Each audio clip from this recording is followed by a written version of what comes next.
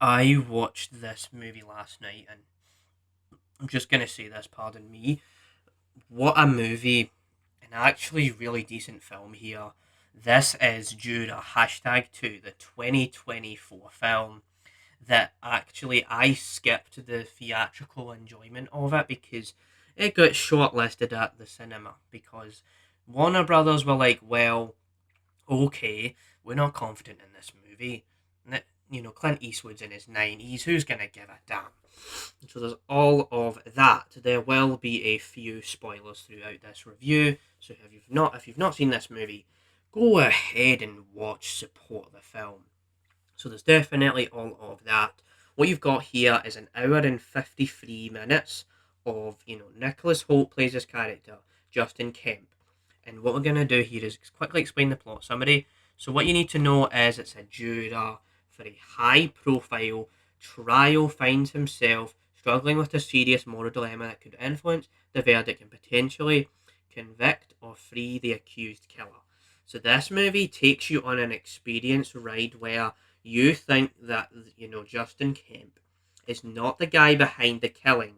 It makes you think that the guy at the actual scene in the bar is the guy who did it all along, right? And so there's all of this, but then the movie tricks you, and it's like, oh wait a minute, they're planting more seeds in the grass about everything that's happening, and it makes you get invested in this movie, makes you care about these characters, makes you care about what they're all going through. And so the first thing I'm gonna say here, this movie is so close to masterpiece level, and I've said that. I know I keep saying this about other movies, like, all these movies are so good. I'm watching so many good movies right now, but this is another one that's just solid here, just actually really solid. The first 20 minutes, 25 minutes, I would say, it's a bit slow because it kind of just opens with, Nicholas Hoult and his wife. You're getting to learn, or not his wife, but his partner, right? Getting to know about these characters, getting to know what they're going through, and they realise that there's a pregnancy due. But Nicholas Hoult works this 9 to 6 job, 9 a.m. to 6 p.m. He's always coming back feeling like he's not progressed enough, he's not done enough to, really support his partner enough. And there is a point where he does actually end up skipping one of the days at the courtroom situation to support his partner. So he really cares about this scenario where he wants the best for his family, right? So all of that is really solid. And then when the movie tricks you about who the killer is, and then there's like 29 minutes into this movie, right?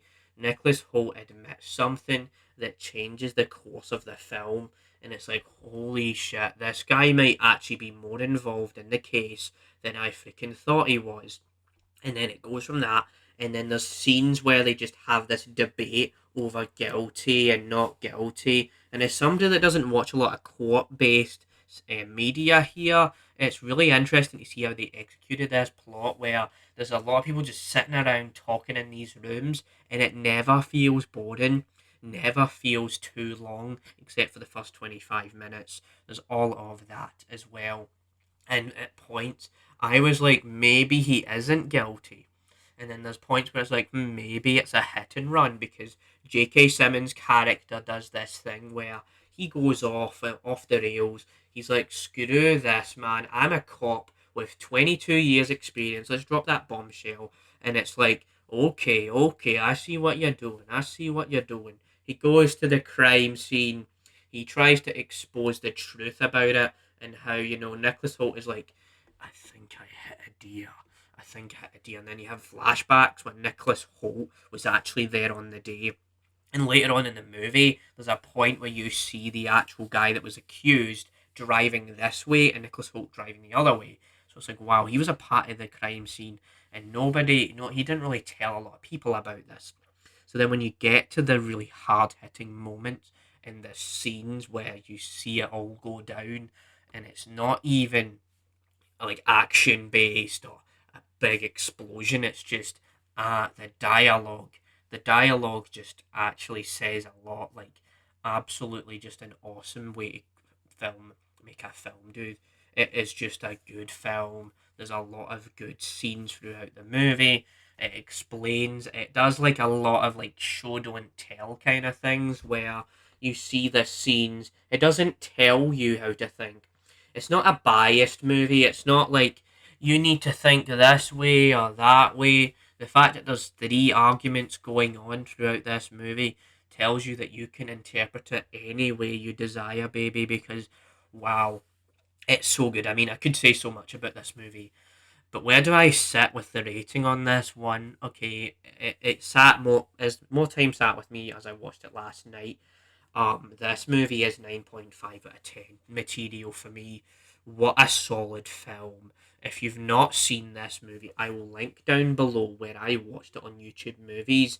I was thinking about watching this again, and I was like, no, I don't think a rewatch would help this movie, because once you know the twists, once you know the turns, yeah, you don't really have the same impact, and movies don't make me cry a lot. This movie really did. I can't remember if I've even mentioned that point, but this movie really did make me cry at like 3 or 4 times, and it drew me to such tears. I was feeling bad for his partner. I was feeling bad for Nicholas Holt, and then when the lady shuts the door at the end of the movie, you're just like, oh wow, this movie proves to you that, well, this is how it went down, because the results that you were looking for, it's not going to happen, is it? Because a court situation really lets you just keep thinking and thinking and thinking. And this movie's going to be in my mind for a while, man. This movie made me think a lot, and I just really appreciated this movie for what it was doing.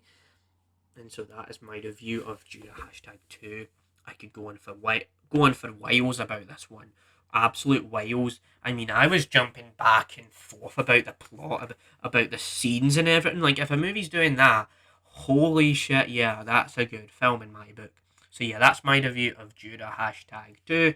Let me know down below if you're gonna watch this movie, because I fucking recommend this one. I know I don't really swear in my videos, but I fucking recommend this movie. It's so fucking good, man. Please watch this. Stay tuned for more. And yeah, the Juror 2 2024 film review is absolutely happening now. Bye.